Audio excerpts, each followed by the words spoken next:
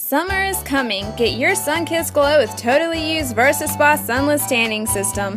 Versa uses the newest innovative technology to deliver the latest anti-aging, skin-firming, super hydrating blend of soothing botanicals with every application.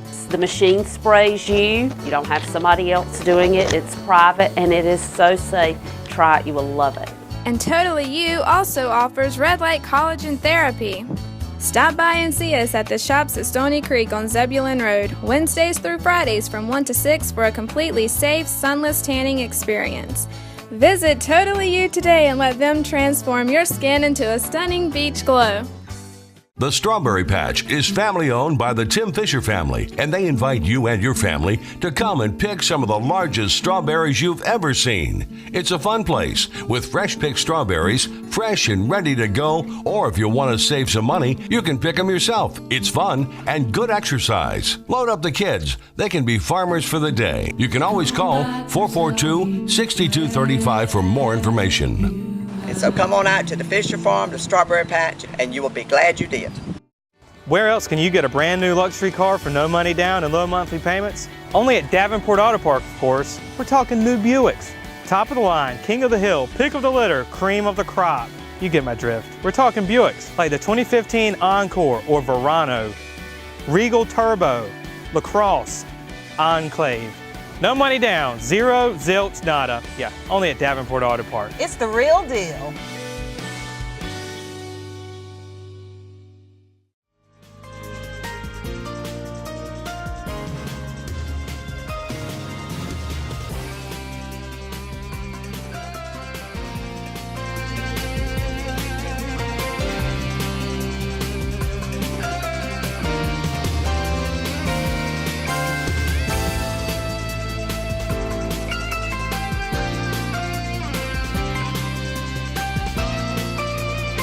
Yeah, sure. I think regionalism, it's certainly a trend that has continued to evolve in economic development. Absolutely important. I think most companies, they don't necessarily look at things through the prism of political boundaries or jurisdictions. I mean, yes, there are some things that are dictated by political boundaries, property tax rates, sales tax rates, even income tax rates at the state level.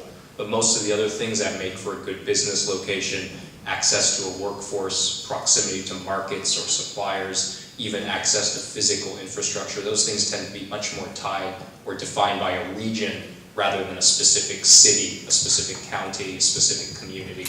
So that's why you see a lot of groups band together. So absolutely, I think if you can do it, it makes sense because you're pooling resources rather than have one city or county, as Whit pointed out with that display. I mean, that's the whole notion behind the collaborative, cooperative platform they've developed at Visit NC, is to pool resources under some common umbrella of an idea or a location and get people interested. And then you can let the community sort of fight for that themselves, but you gotta have something that sort of lures them in, and I think that's the promise of a regional approach. The best description I ever heard is it's a lot like that Got Milk branding effort that you've seen. You know, people, that whole point was to get people interested in the product of milk. You know, they can get them to the aisle of the grocery store where they've got milk and then let the individual brands sort it out through competing among themselves, but you gotta get them interested in the umbrella idea itself. I think that's the whole premise behind regional approaches to economic development. Yeah, it's a huge key for tourism. I think the Got Milk's a great example. Asheville's a great example that you mentioned. When you look at Asheville's advertising, they're advertising things in about 5 different counties. Anything in western North Carolina, they're willing to consider that Asheville. And if you ask a visitor, oh, I went to Asheville. I asked somebody the other day, oh, I went to Asheville. Where'd you stay? Oh, I stayed in the Waynesville Inn. Oh, well, that's not Asheville, that's Waynesville. You're in Waynesville. Well, they didn't care. They were in Asheville. They got that Asheville experience. And I tell you what, the guys in Waynesville didn't care because they got the money from that person staying there.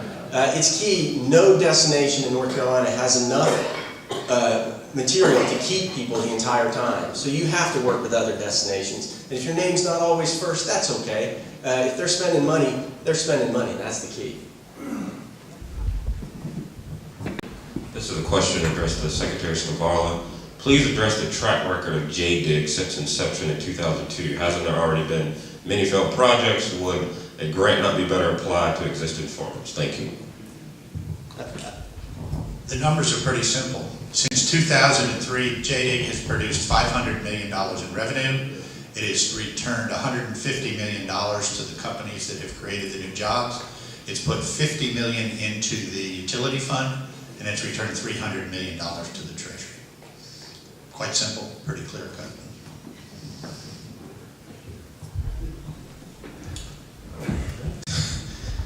This is for Chris. In regard to 5 distinct areas of economic development, how would you rank them for Eastern North Carolina versus the Triangle?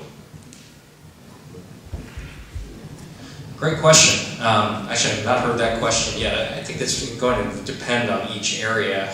I mean, I think they're all important. I know that sounds like an easy dodge, but I think any economy, whether it's local, regional, or statewide, it is missing an opportunity to fully realize its potential if it's not executing on each one of those 5 strategies effectively. I mean, you could just put all your eggs in the business recruitment basket or in the tourism basket, and that wouldn't alone be enough to power your local or regional economy to its fullest potential.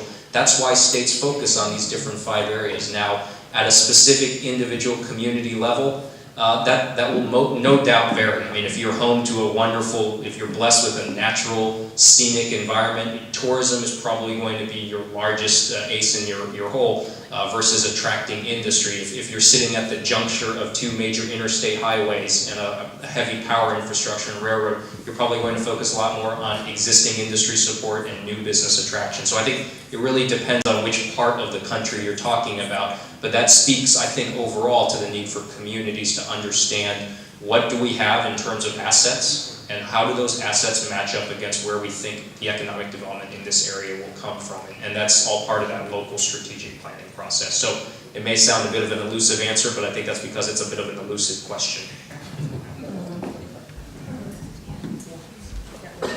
This question is for Whit. Given the local debate regarding Rocky Mount's downtown development, could you say more, elaborate on the connection of downtown and tourism and growth?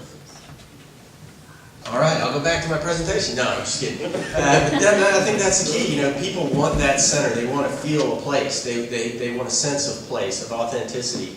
And a lot of places can't have that. Charlotte's a wonderful place. It's great. It gets a lot of business, but it doesn't have that authentic feel of what is Charlotte. It's a big city. It doesn't have that character. And I think Rocky Mount has that still. The challenge is making that come alive, making a visitor get there, promoting it to them so they know it's there. You've got such drive traffic coming in, coming off the highway, and your hotels are so convenient to the highway, that's fantastic. But you don't want the visitor to never drive through downtown. They have to make that connection. So what you've got to do is draw them from those spots into the downtown. And that's the challenge, and that requires marketing. Which is why historic tax credits are absolutely imperative.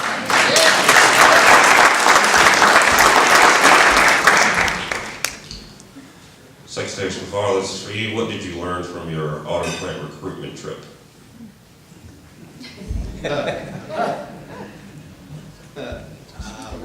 Without delving into the realms of areas that will get me in trouble, you have a wonderful site here. It is absolutely competitive. We have other sites in the state. Ultimately, the customer will make the decision. You're doing a great job. And obviously, no site is perfect. There's some things that probably need to be beefed up on all of the sites. But the reality is, you're very much in the ballgame. I would say, having been part of that effort and some other efforts in my past lines of work, I think one thing that the automotive industry is showcasing is that this competition is no longer just about state versus state. We are very much in a situation now where the likes of Mexico, Eastern Europe, and some other parts of the world are going to be just as attractive, if not more so, to recruit these types of investments. And a lot of that has to do with things outside of the realm of local policy or even state policy. There are things like national policy. What kinds of trade agreements do we have in place as the United States with other countries of the world that facilitate easier export and import of products and components? And right now, that's why there's so much debate up in Washington, D.C. at this moment about whether the U.S. should be signing some of these free trade agreements with Europe and with Asia, which facilitate those kind of movements and allow us to level the playing field against places like Mexico or Eastern Europe or other parts. And I think some of these automotive makers, it's no longer just looking at South Carolina, North Carolina, or Georgia. It's looking at Mexico, the Southeast United States, and other parts of the world. And I think that's very instructive for all of us to understand just how globally competitive this line of work is in terms of recruiting that type of industrial user. Chris, can you make a comment while you're on that subject about the 10% tariff of cars going back to Europe compared to Mexico, which is one of the issues that we're facing? Sure. Yeah, I don't want to delve too much into detail, but like I said, that's one of those factors that could influence it. There are some automotive companies that are scouting locations where they would be utilizing so there's some automakers who set up a plant in the United States because they're selling to the American consumer public. And I think that's a good example of what companies like Honda, Toyota, Hyundai, Kia have done, is they've set up these factories and their customer is largely within the US, maybe North America. But there are plenty of other automakers that are looking at potentially setting up manufacturing plants in the US to use largely as a place to manufacture quality products, but then export to the rest of the world. Well, when you export from the United States to other parts of the world, in some parts of these world where we don't have a trade agreement in place, American-made products are penalized with a tariff that can be as high as 10–15% in addition to the value of the car. Whereas a place like Mexico, if they've inked a free trade agreement with a place like with Europe or with Asia, they may not have that same 10 or 15% add-on to the price of the car, and it makes it that much more attractive for the automaker to select somewhere in Mexico instead, because it's a lower overall cost of operation to sell their product to their target audiences. So, Frank, I think that hopefully touches on this particular issue. And it's a real issue that we've heard come up with certain automakers who would be looking at that particular model of making things in the US or Mexico and using that as an export platform to sell to the rest of the world.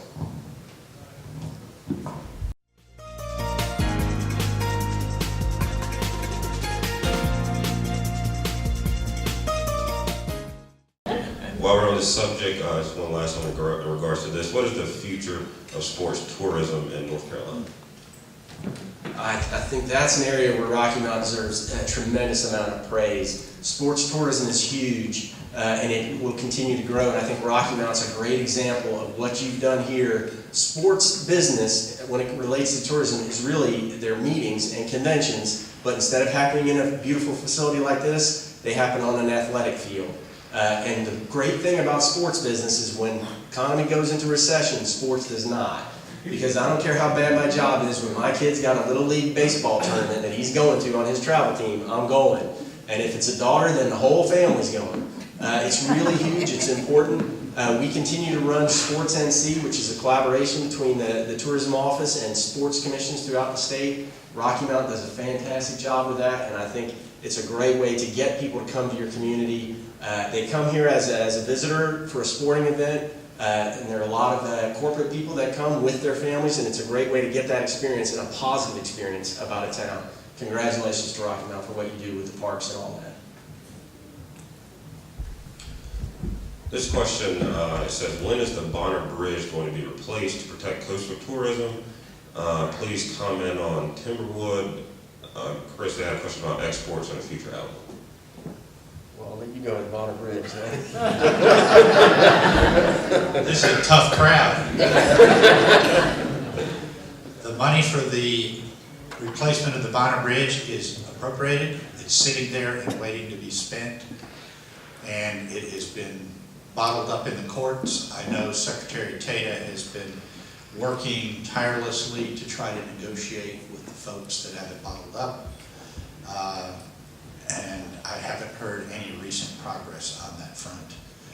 That bridge is dangerous, and it is absolutely unthinkable that the replacement should not be either completed or at least underway right now. What's the second part of that? Timberwood export. Export of timber wood? Whoever asked that question, I can't read it if you want. Just being honest. Or not. Next question. Both Rocky Mount and Greenville have significant influence on the overall well-being of Eastern North Carolina. what's the best way to promote more collaboration between these two cities?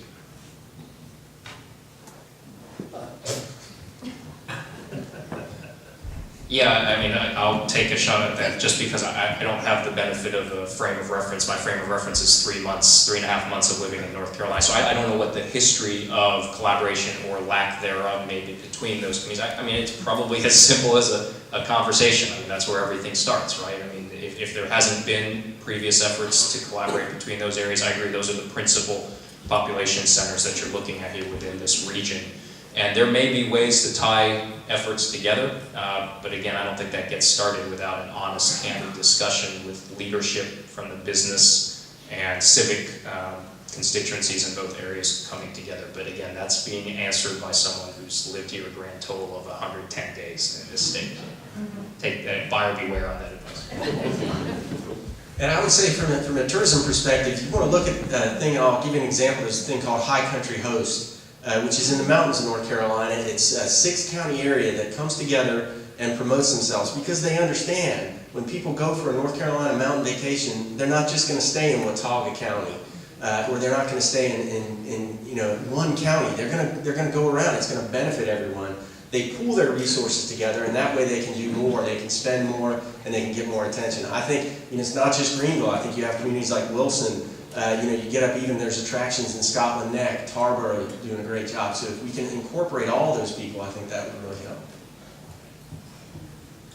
Well, there are currently 2 bills in the North Carolina House concerning craft breweries in North Carolina.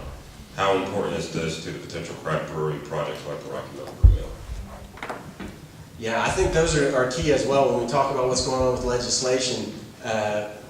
When I first moved to North Carolina, craft brewing was not a big deal because the law did not allow it.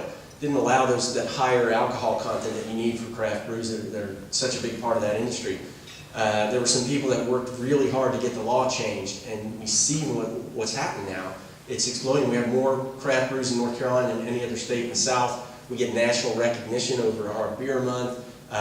It's a good industry. People are coming, they're spending money. It's helping our restaurant industry in North Carolina because it gives another reason for people to go and eat. Well, that's going to reach a point, and it's not going to be able to flourish anymore without that ability that they have to sell their beer. And it's not just craft brewery. There's legislation that's also hampering distilleries from growing in North Carolina. And I think that's another great North Carolina story when we can talk about moonshine and do that in a way that gets people to come and gets them interested in North Carolina, gets them spending dollars.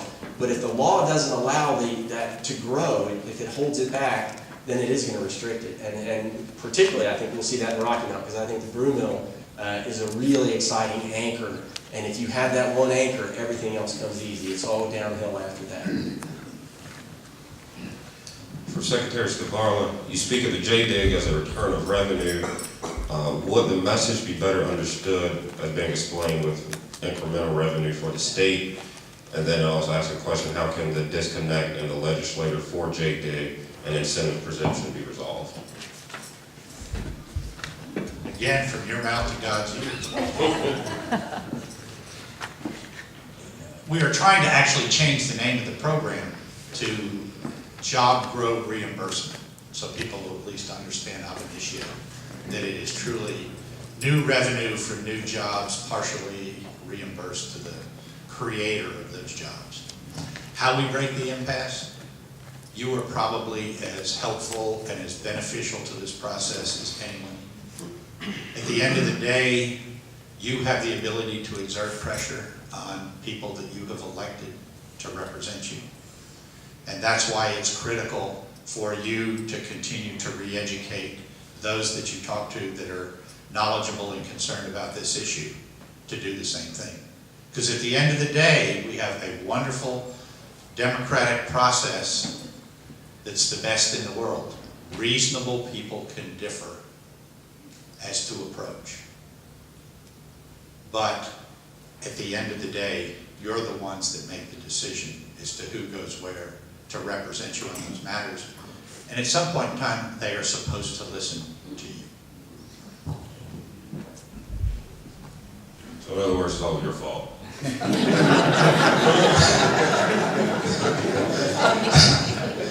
What does the Economic Development Partnership do specifically to help small businesses in North Carolina?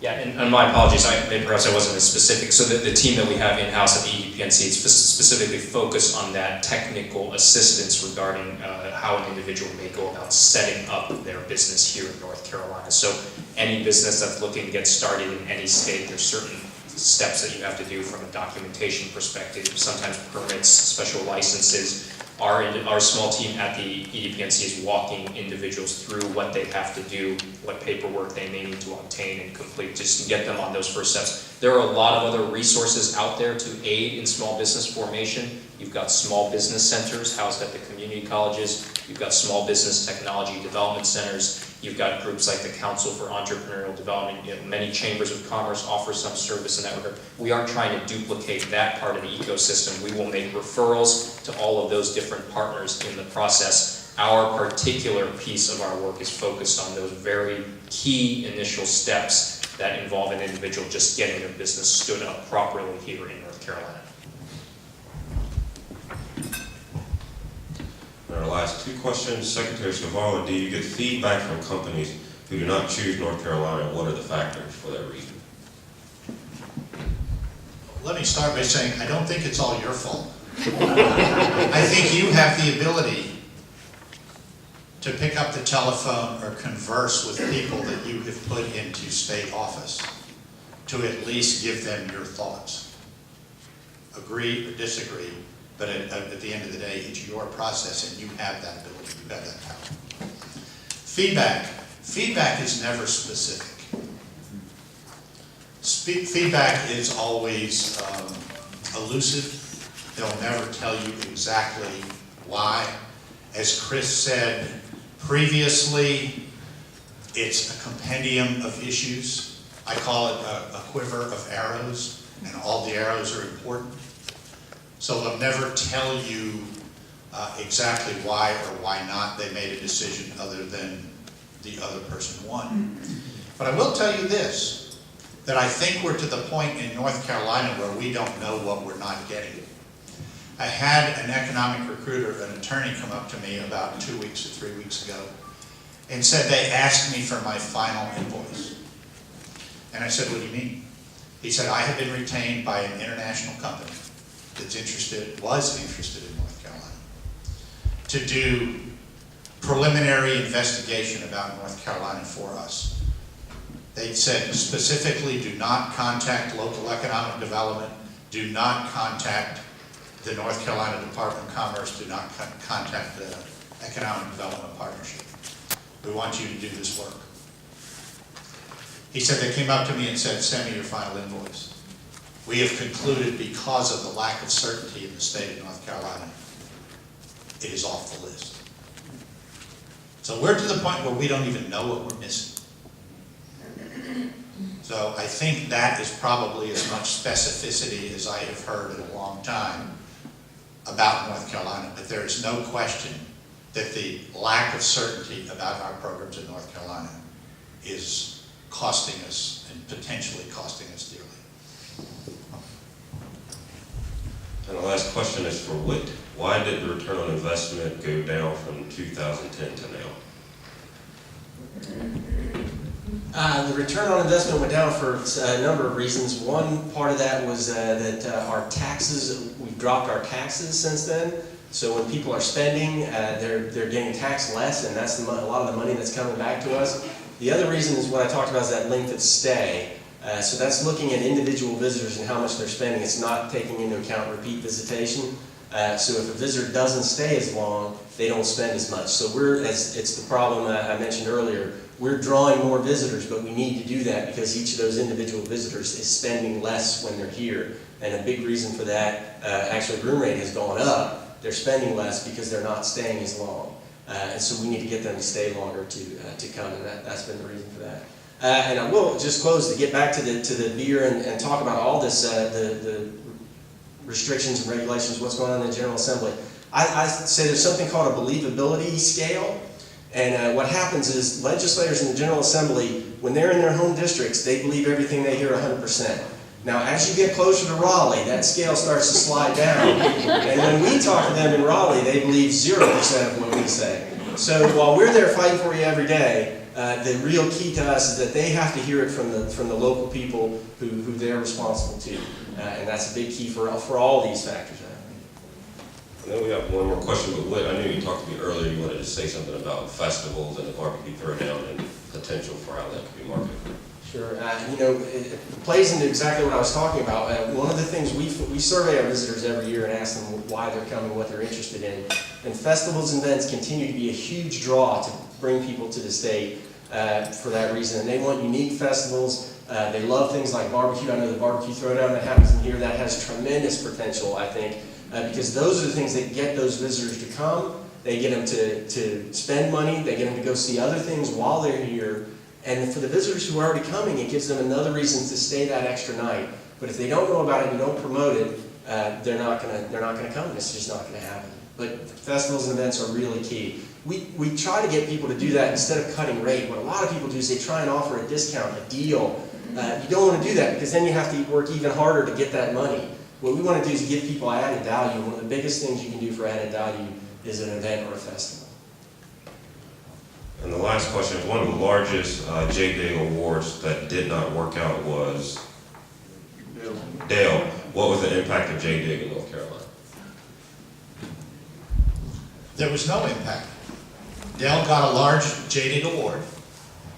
They pulled out of the state. They built a building. They pulled out of the state.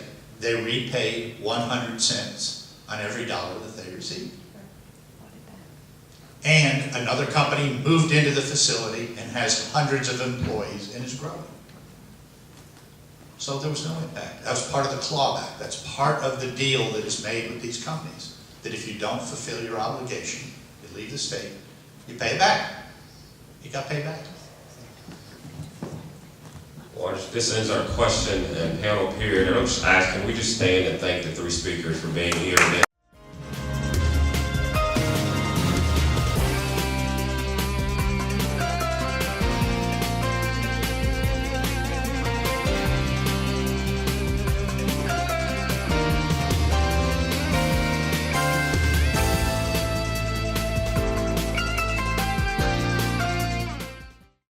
Where else can you get a brand new luxury car for no money down and low monthly payments? Only at Davenport Auto Park, of course. We're talking new Buicks. Top of the line, king of the hill, pick of the litter, cream of the crop. You get my drift. We're talking Buicks like the 2015 Encore or Verano, Regal Turbo, LaCrosse, Enclave. No money down, zero, zilch, nada. Yeah, only at Davenport Auto Park. It's the real deal. Summer is coming. Get your sun-kissed glow with totally used Versa Spa Sunless Tanning System. Versa uses the newest innovative technology to deliver the latest anti-aging, skin-firming, super hydrating blend of soothing botanicals with every application. The machine sprays you. You don't have somebody else doing it. It's private and it is so safe. Try it. You will love it. And Totally You also offers red light collagen therapy. Stop by and see us at the shops at Stony Creek on Zebulon Road, Wednesdays through Fridays from 1 to 6 for a completely safe, sunless tanning experience. Visit Totally You today and let them transform your skin into a stunning beach glow. The Strawberry Patch is family owned by the Tim Fisher family, and they invite you and your family to come and pick some of the largest strawberries you've ever seen. It's a fun place with fresh picked strawberries, fresh and ready to go, or if you want to save some money, you can pick them yourself. It's fun and good exercise. Load up the kids. They can be farmers for the day. You can always call 442-6235 for more information. And so come on out to the Fisher Farm, the Strawberry Patch, and you will be glad you did.